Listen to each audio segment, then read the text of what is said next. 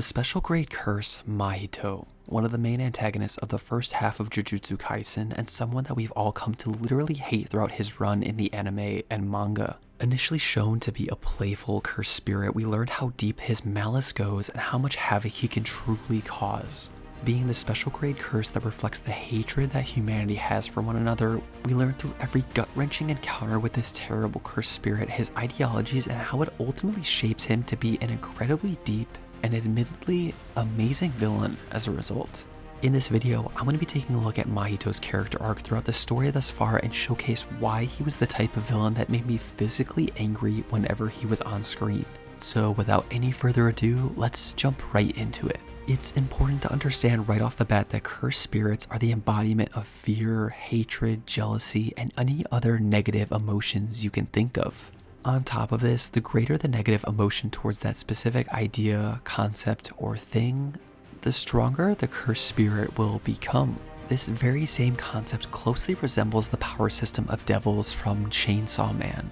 For example, Jogo embodies the fear of the earth and volcanic eruptions. Dagon represents the endless abyss of the sea, and Hanami embodies the fear of land-based natural disasters. But the patched-faced special grade cursed spirit Mahito represents something a lot more familiar to all of us, the fear of other humans. Not only does this grant Mahito with an incredibly broken curse technique allowing him to manipulate humans at will, but it gives him a strange insight into the human condition that you would never expect a cursed spirit to be aware of.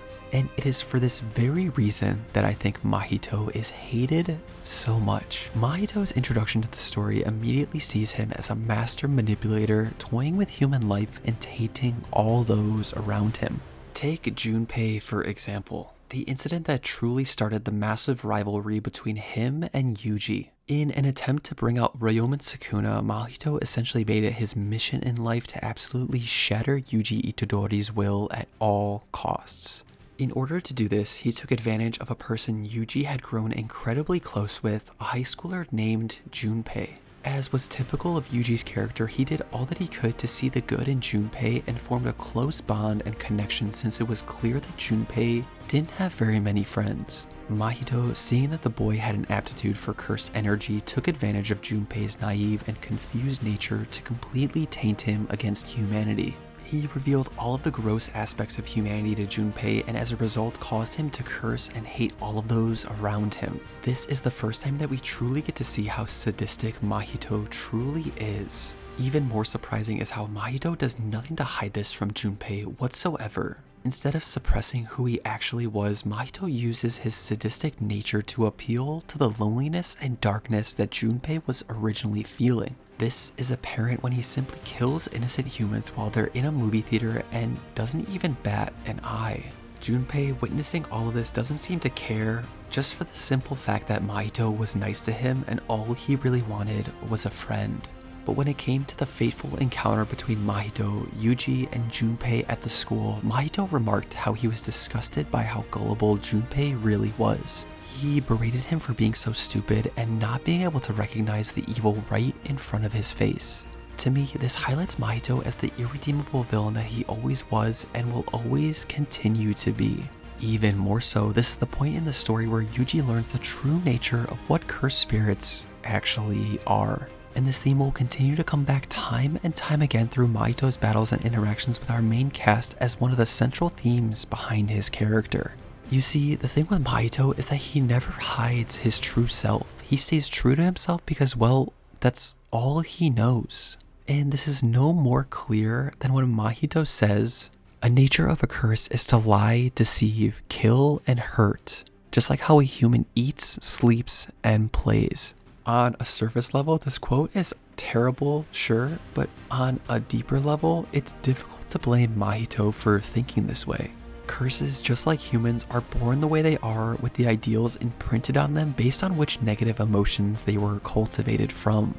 And sure, you can blame Mahito and other curses for the act of killing humans, but you can't blame them for the reason they're killing those humans in the first place. This notion of killing for the sake of killing is the crux of Mahito's rant towards Yuji during the Shibuya incident arc. As Mahito is beating down a battered and completely broken Yuji right after witnessing Nobara's head get completely blown off, Mahito tells Yuji, "You are me, Yuji Itadori. I kill without a second thought, just like you save people without a second thought." The instincts of a curse against the so-called dignity obtained by human reason. It's a battle to determine who will be left standing in 100 years. How the hell did you think you were gonna beat me when you don't even realize that? Tell me, Yuji Itadori, have you ever stopped to count how many curses you've killed? No, right? Me neither. Me neither. While I was feeling a large amount of mixed emotions as I was reading those lines, I couldn't help but think to myself, you know, he has a point. And even though he's one of the most evil villains that I've ever seen, I have a complete understanding of why he is the way he is. Just like how our main character Yuji Itadori has the ideals that he believes in so heavily. Another thing that makes Mahito such an interesting and frankly amazing villain is his constant development and learning throughout the story. While everything he does is pure evil, it also serves another purpose, which is finding the true aspect of his own soul. I think that the soul is such an underrated part of Jujutsu Kaisen because the soul has so much valuable information and is a precious gem of a concept that very few people, even the strongest characters in the series, understand. I believe that a part of Mahito's hatred for humanity stems from the fact that people can't see the soul for what it truly is and therefore can't appreciate and see life the way that Mahito can. As a result, killing them means absolutely nothing for him in the grand scheme of everything. So in reality, Mahito's true purpose in life is to discover what the true shape of his soul is. What is the true meaning of life? Is it to follow one's instincts, or is there more to the overall picture? This ideology is exactly why his fights against Yuji are so impactful. They're quite literally a clash of ideologies to see whose beliefs will reign supreme in the end. And we see those beliefs in full display when he fights against Yuji at the end of the Shibuya incident arc. And when we talk about this, it's important to note that his character development essentially mirrors that of a shonen main character. Like most of the main characters in anime that we've come to know and love, Mahito's strength is tied towards his development and how much he understands about himself and his own soul.